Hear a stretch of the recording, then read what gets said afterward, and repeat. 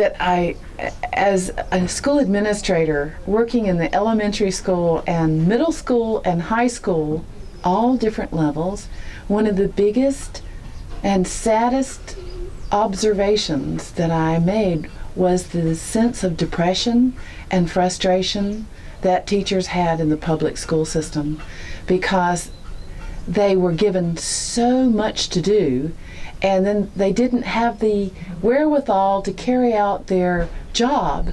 And there was an edict that was put on them by No Child Left Behind, that every single child had to move in terms of the standards from this standard to that. And they were given a curriculum that they had to use to pretty much enforce the fact that the child would make this standard.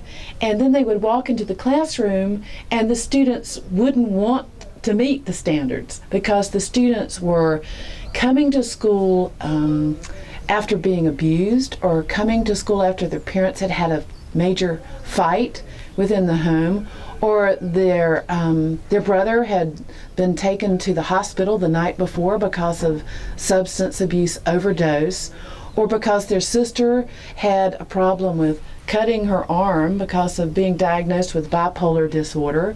And I know that this sounds like it's astonishing, but it's a fact that in public schools, students are experiencing unbelievable hardships, and that teachers are given the onus to be mental health workers, social workers, psychiatrists, school teachers, and school administrators, all wrapped into one. So the sense of frustration is phenomenal.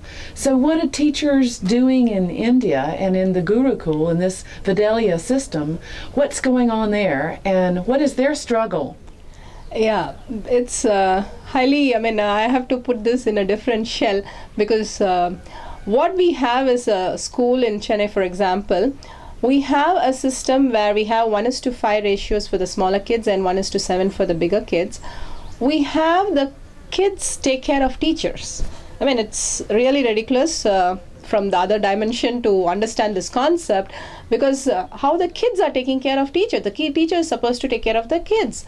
But actually, what we give to the teacher, that is the main thing, which makes the whole dimension change.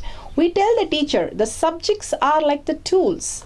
Like maths is kind of a hammer, or English is like a spanner. It's a tool. It's always the same. But what you teach, how you make them understand these tools and to use the tools, is the foundation they need to understand, is the inner space. So what happens is that kids always are focusing on their inner space, even using the tools. Like you're making a model and your tools are ready. If you understand the tools, you can make any model. So the whole dimension changes. It's not the maths which is important. The important is your inner space, that what you're going to construct. And you need a clear space to construct. It's not the maths which is constructed. We are not going to build the same building. I'm just going to tell you how to use the hammer. We are just going to take the hammer and hit the nail. This is how you use the hammer. Like that, we teach the subject in that sense, giving less importance to that. And how do you sit down in a class matters. How you talk to the teacher matters. Are you compassionate? Are you having lots of love in you? That's what is constantly reiterated. So when the teacher is so upset and she has some problem at home and she's coming and she's very upset, the kids tell the teacher, "Madam, you can go sit down and take a rest and focus on your inner space so that the emotion goes off, so we can manage the class, and then you can come back, take a glass of water." And they bring the water to the teacher and say, "Are you okay?" That minute, the teacher is back to action. That minute, the teacher is immediately able to function in a full-fledged.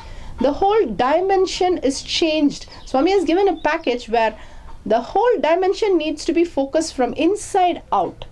The problem is when we are focusing more on these hammers and spanners, we lose the concept of the inner space. And then we don't know how can a hammer build something where there is no creativity. We need a pen and a paper and imagination to draw something. If you're just given a pen and paper, say, these 4 lines is your subject. The kid is bored. the tool is of misused and there is no output. So obviously we'll get frustrated. But if a paper is given, a pen is given and ask us to come with a dimension, the kid will be so joyful. Every day will be a new output for the kid. But same tool is used. So we give them ways of learning is completely different. One day they dramatize the maths. One day it will be a artwork on maths. It will be different concepts put in the same math. The same tool will be used in a different dimension and the focus is on the inner space. So the teacher is enjoying with creativity. The kids are coming out with more creativity, giving the input to the teacher and teacher saying, wow, we can do this. Yes, yes, yes, come. So it's more of an interactive flowering where this concept of teacher getting depressed or the child getting depressed disappears. So it's amazing to me because what's happening in our culture is a sense of shrinking versus flowering. Yeah. So that the inner space within the teachers, within the students, is shrinking. And to the point of it really not even being there any longer. And how do we know when the inner space is shrinking?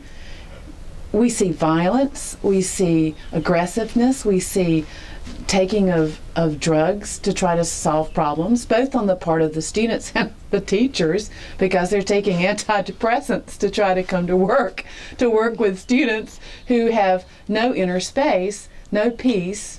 So there's a sense of extreme fight or flight and restlessness and a lot of suspensions from school and a lot of unhappy, disgruntled teachers, students, and parents.